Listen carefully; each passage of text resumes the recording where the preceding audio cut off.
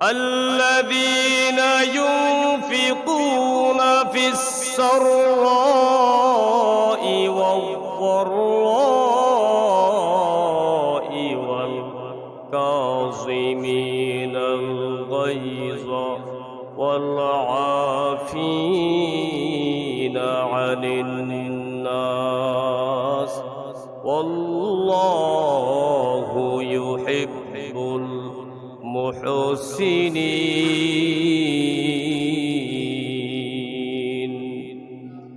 আল্লাহ রাব্বুল আলামিন বলেছেন, الذين ينفقون في السراء والضراء,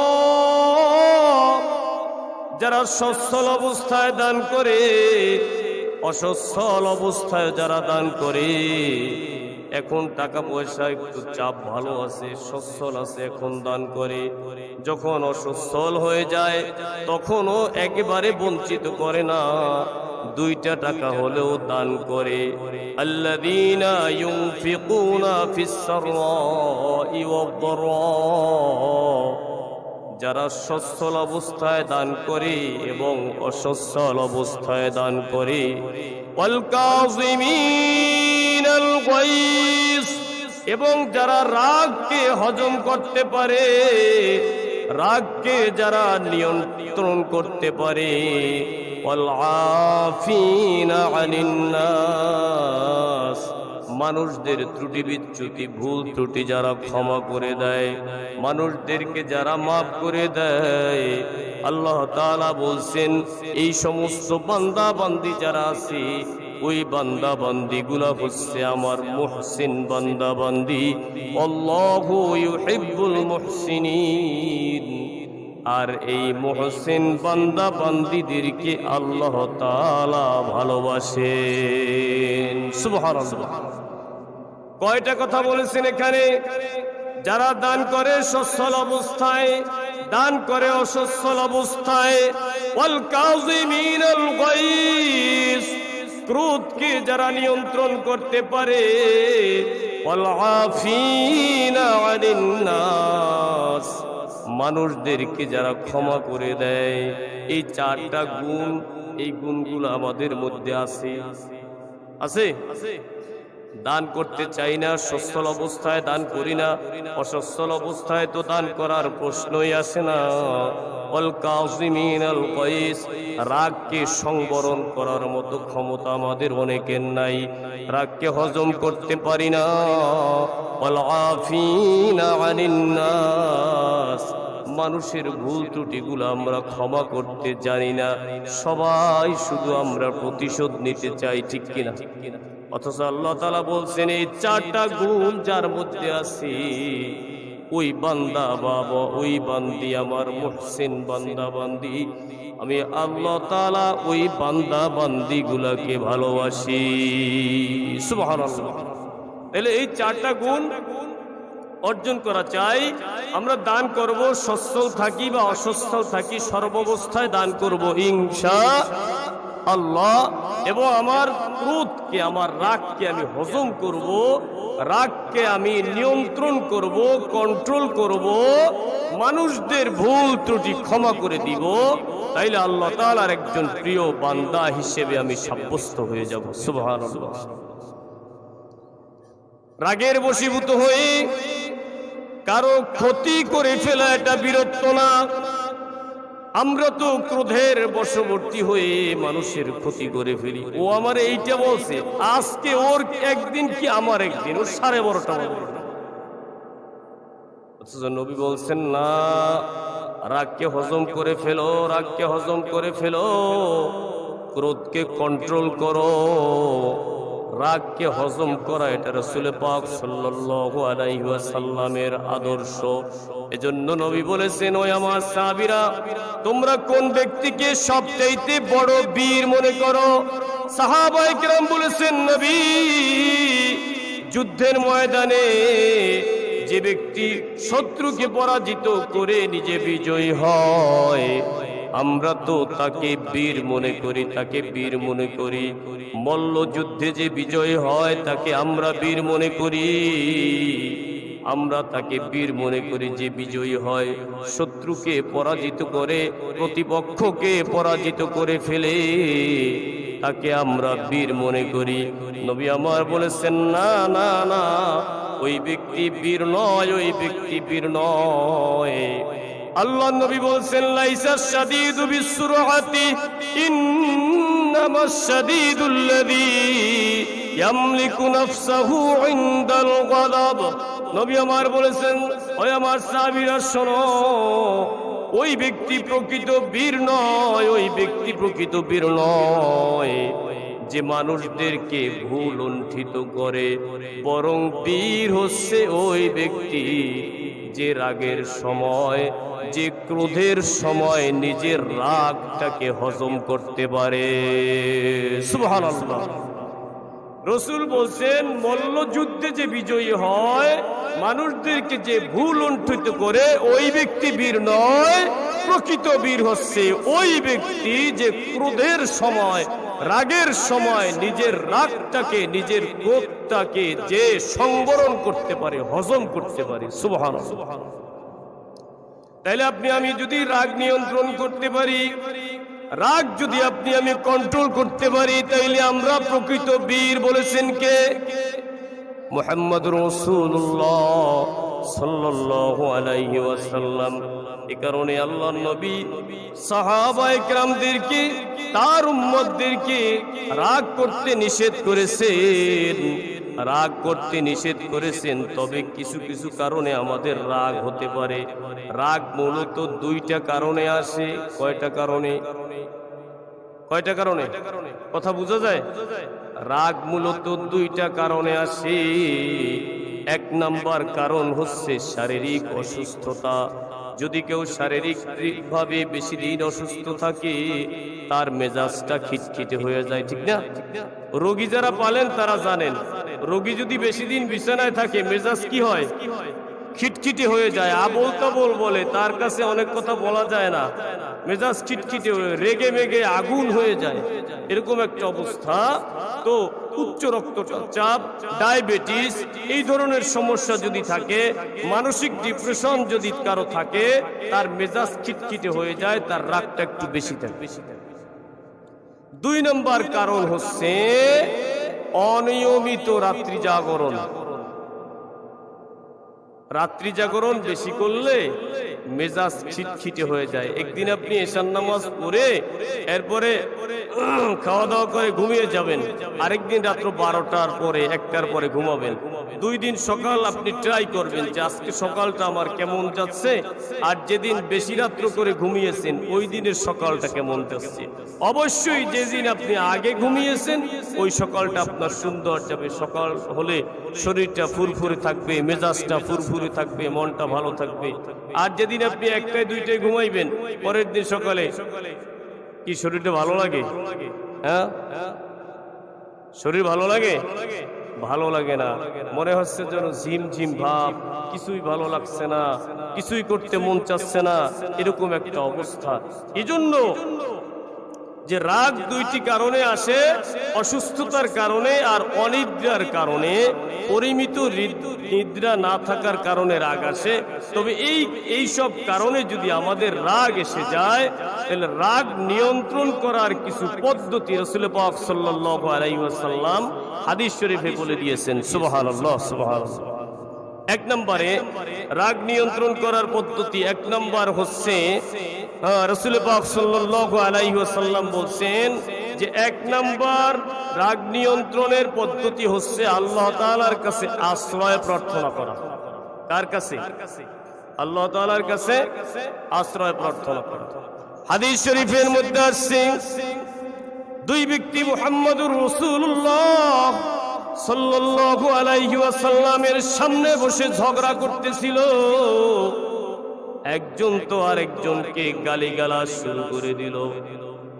একজনের চোখ লাল হয়ে গেছে, ঘাড়ের রগ মোটা হয়ে গেছে। রাগ বাজলে আমাদের চোখ লাল হয় কিনা? হয়।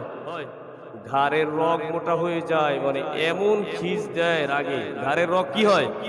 মোটা হয়ে যায়। রাসূল পাক সাল্লাল্লাহু আলাইহি ওয়াসাল্লাম বলছেন যে আমি এমন একটি কালিমা জানি যদি এই কালিমাটা সে পড়ে তাইলে তার রাগ আর থাকবে।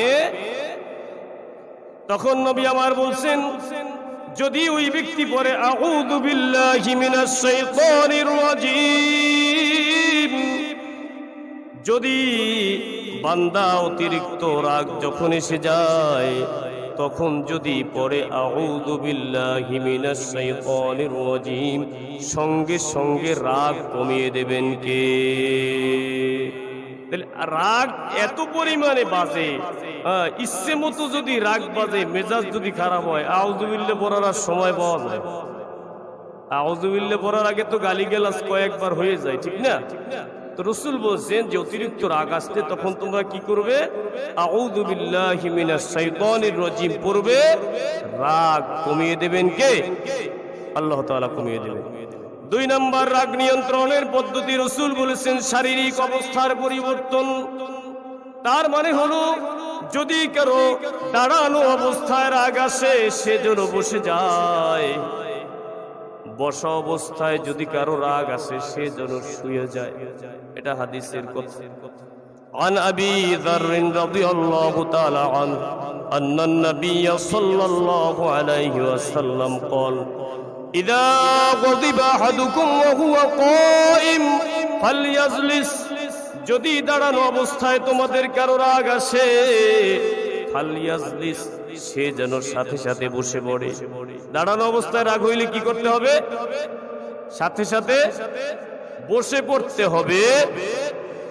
فإن ذهب عنه الغضب وإلا فليضطجع, নবী আমার বলেছেন বসা অবস্থায় যদি কারো রাগ হয়, যদি কারো রাগ আসে তাইলে সে যেন শুয়ে পড়ে। বান্দা দাঁড়ানো অবস্থায় রাগ আসলে বসে পড়বে, বসা অবস্থায় রাগ হলে শুয়ে যাবে, রাগ কমিয়ে দেবেন কে? কিন্তু আমাদের অবস্থাটা কিন্তু বিপরীত। ঘুমানো অবস্থায় মেজাজ খারাপ বাজে, আমরা তাড়াতাড়ি তাড়াহুড়ো দিয়ে উঠি, কি কইছো তুই, আছে না নাই?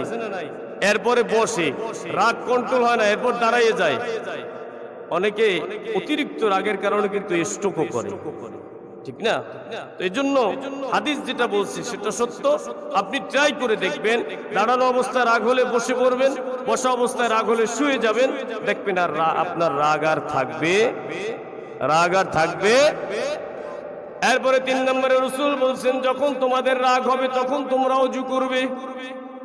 রাগ হলে কি করতে হবে? এখন ইচ্ছে মতো রাগ যদি বাজে, ওই সময় আউযু বিল্লাহ পড়ার সময় থাকে, আর বসার সময় থাকে, ওযু করার সময় থাকে। এই সময়টা তো আমাদের থাকে না, কারণ মেজাজ তো করা।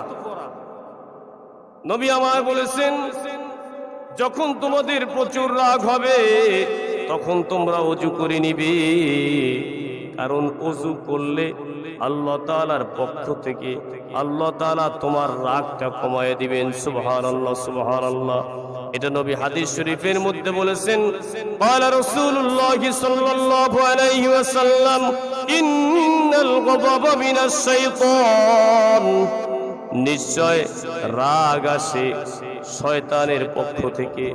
রাগ আসে কার পক্ষ থেকে? শয়তানের পক্ষ থেকে রাগ আসে। ওয়া ইন্নাশ শাইতানা খুলিকা মিনান নার, আর শয়তানকে সৃষ্টি করা হয়েছে আগুন দিয়া। ওয়া ইন্নামা ইউতফান নারু বিল মা, আর আগুনের মধ্যে পানি দিলে আগুন নিভে যায়। এখানে রাসূল 3টা কথা বলেছেন।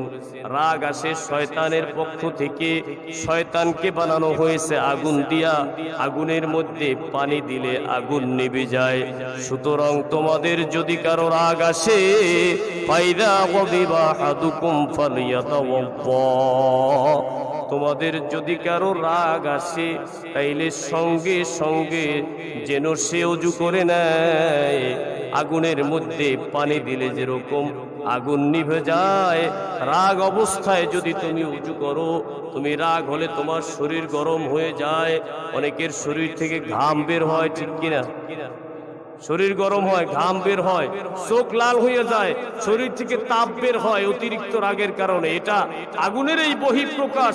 এজন্য রাসূল বলেছেন যে আগুনের মধ্যে পানি দিলে যেমন আগুন নিভে যায়, রাগ যেহেতু শয়তানের পক্ষ থেকে আসে, শয়তানকে বানানো হয়েছে আগুন দিয়া, সুতরাং ওই রাগ নিবারণ করার জন্য, রাগ কমানোর জন্য যদি তুমি ওযু করো, তোমার হাতে মুখে পায়ে তোমার শরীরের অঙ্গ প্রত্যঙ্গে যখন ওযুর পানিগুলো লাগবে, আল্লাহ তাআলা তোমার রাগটাকে কমায় দিবেন। সুবহানাল্লাহ। তাহলে রাগ নিয়ন্ত্রণ করার আমরা কয়টা পদ্ধতি পেলাম? কয়টা? এক নাম্বার হচ্ছে আল্লাহ তাআলার কাছে আশ্রয় প্রার্থনা করা। বেশি রাগ যখন আমাদের এসে যাবে, সঙ্গে সঙ্গে আমরা পড়ব আউযু বিল্লাহি মিনাশ শাইতানির রাজীম। দুই নম্বরে শারীরিক অবস্থার পরিবর্তন ঘটানো। দাঁড়ানো অবস্থায় রাগ হলে বসবো, বসা অবস্থায় রাগ হলে শুয়ে যাইব। রাগ কমায় দেবেন কে? তিন নম্বর, যদি দেখেন আপনি রাগ কমতেছে না, সঙ্গে সঙ্গে ঘাটলায় গিয়ে অথবা সঙ্গে সঙ্গে টিউবওয়েলের কাছে গিয়ে সুন্দর করে ওযু করে নেবেন। রাগ কমায় দিবে কে? হাদিসের কথা কখনো মিথ্যা হতে পারে না। অতএব রাগ শয়তানের পক্ষ থেকে আসে, আর এই রাগের কারণে যত মারামারি, কাটাকাটি, মামলা মোকদ্দমা, আপনি থানায় গিয়ে দেখবেন যত মামলা সব ওই ক্রোধের বশীভূত হয়ে রাগের কারণেই হয়ে থাকে। রাগ না থাকলে, রাগ যদি কন্ট্রোল থাকতো, তাহলে এত মামলা বানারীপাড়া থানায় হতো না। এজন্য রাগকে কন্ট্রোল করা, এটা রাসূল পাক সাল্লাল্লাহু আলাইহি ওয়াসাল্লামের আদর্শ। হাদিস শরীফের মধ্যে আসছে, নবী আমার বলছেন, নিজেকে কন্ট্রোল করার মতো, নিজেকে সংযত রাখার ক্ষমতা আয়ত্ত করার চেয়ে উত্তম কাজ আর পৃথিবীতে নাই। যে ব্যক্তি নিজেকে আয়ত্ত করতে পারবে, কন্ট্রোল করতে পারবে, সংযত করতে পারবে, সে কিয়ামতের ময়দানে আল্লাহ জাল্লা শানুহুর দিদার লাভ করবে। সুবহানাল্লাহ। এজন্য ভাইয়েরা আমার, বন্ধুরা আমার, মুহাম্মাদুর রাসূলুল্লাহ সাল্লাল্লাহু আলাইহি ওয়াসাল্লাম রাগ নিবারণ করতে বলেছেন। রাগ নিবারণের পদ্ধতিগুলো তিনি জানিয়ে দিয়েছেন। আমরা এই পদ্ধতিগুলো ফলো করব ইনশাআল্লাহ। রাসূল কিভাবে রাগ নিয়ন্ত্রণ করেছেন, ছোট্ট একটা হাদিসের আলোচনা। হযরত আনাস রাদিয়াল্লাহু তাআলা আনহু থেকে বর্ণিত, তিনি বলেন, একদা আমরা মসজিদে বসাছিলাম, হঠাৎ করে মসজিদের দরজা দিয়ে রাসূল পাক সাল্লাল্লাহু আলাইহি ওয়াসাল্লাম প্রবেশ করলেন। নবীজির গায়ে, নবীজির গলায় নাজরানের তৈরি একটা চাদর ছিল। এক বেদুইন রাসূল পাক সাল্লাল্লাহু আলাইহি ওয়াসাল্লামের পিছনে দাঁড়িয়ে রাসূলের চাদরের এক পাশ ধরে এমন জোরে টান দিছে, রাসূল পাক সাল্লাল্লাহু আলাইহি ওয়াসাল্লাম বেদুইনের দিকে এভাবে ঘুরে গেছে। চাদরের জোরে টান দেওয়ার কারণে নবী পাকের ঘাড় লাল হয়ে গেছে, অথবা কেউ কেউ বলেন রাসূল পাক সাল্লাল্লাহু আলাইহি ওয়াসাল্লামের ঘাড় ফুলে গেছে। হঠাৎ যদি এই রুমালটা ধরে জোরে টান দেওয়া হয়, এখানে ব্যথা লাগে কিনা? লাগে না? আপনার আমার গামছা ধরে যদি কেউ টান দিত, তাইলে ওর কি করতাম? হ্যাঁ, পাল্টা থাপ্পড় দিয়ে দাঁত ফলাই দিতাম না। সব এত বড় সাহস, আমার গাড়ির গামছা ধরে টানতেছ। রাসূল ঘুরছেন তার দিকে, ঘুরে গেছেন, এত জোরে টানতেছে রাসূল ঘুরে গেছেন। ঘুরা বেদুইনের দিকে তাকাইয়া রাসূল পাক সাল্লাল্লাহু আলাইহি ওয়াসাল্লাম মুস্কি হেসে দিয়েছেন। সুবহানাল্লাহ। কত সুন্দর চরিত্র!